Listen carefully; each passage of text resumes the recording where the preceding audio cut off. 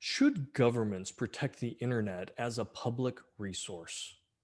Should a secure internet be considered a national critical infrastructure, therefore protected by the government?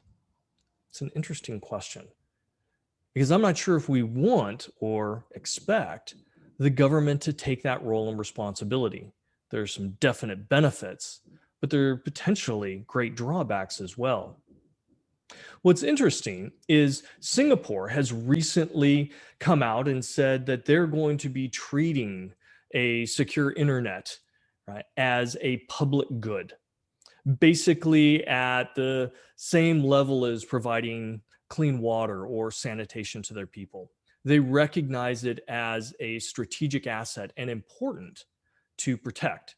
And it does. It impacts their economy. It impacts their form of government. It impacts their health and safety of their populace. So it is truly important.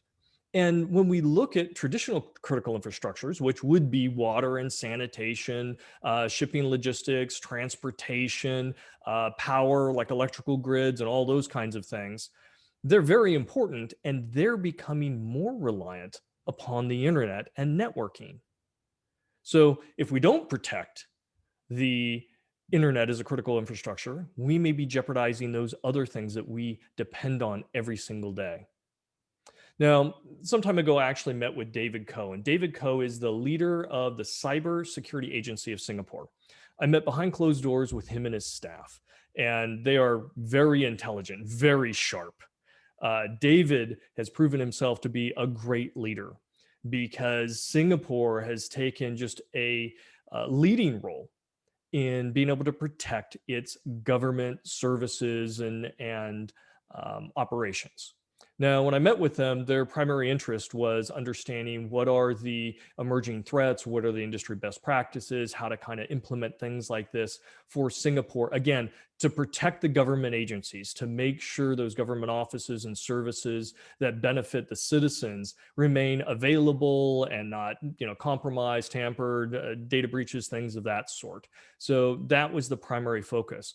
However, in talking with them, it also was very evident that they cared about the individual citizens, their ability to also have good internet and to make sure that they weren't being victimized by criminals or the services that they've come to expect and enjoy aren't compromised or undermined.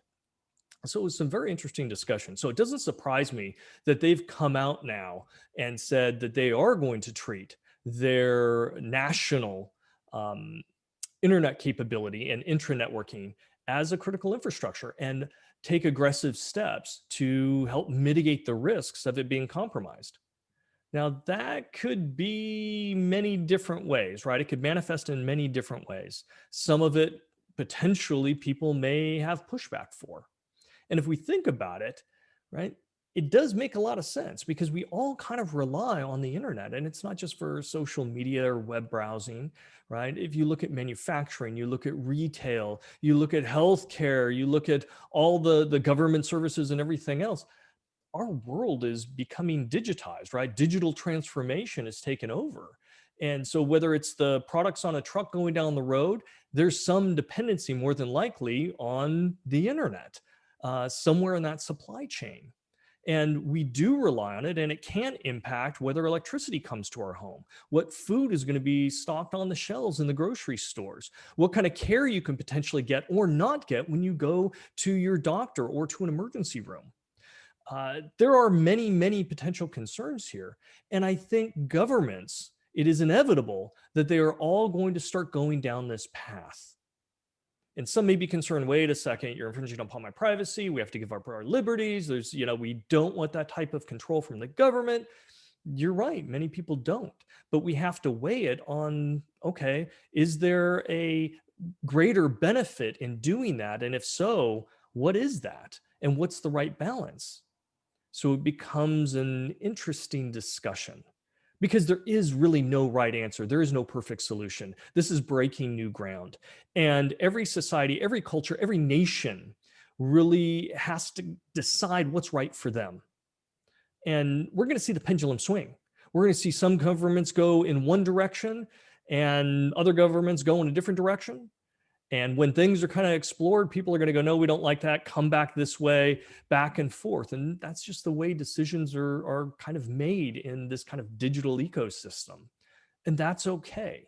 We have to find what that optimal balance is. What are those trade-offs?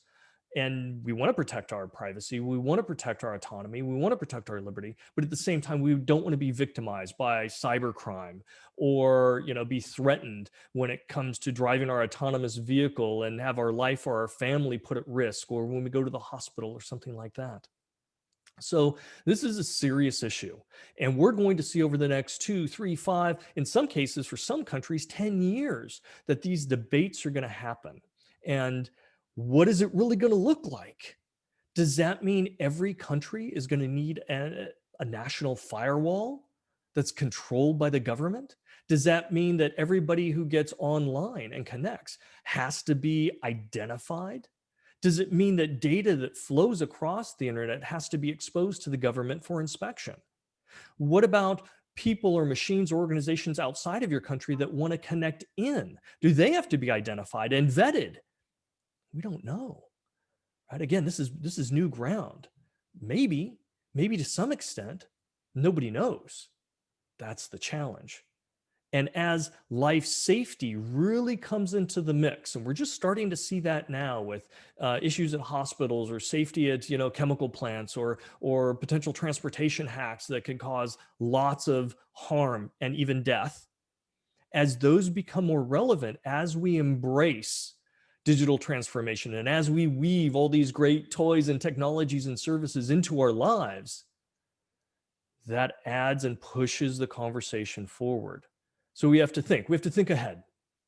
It's going to be some interesting discussions, ones that I think every citizen should be involved with, regardless of what country you're in, right? It affects you, it affects your children. This may be one of the most important debates over the next decade that we have. What are the expectations that we have of our government?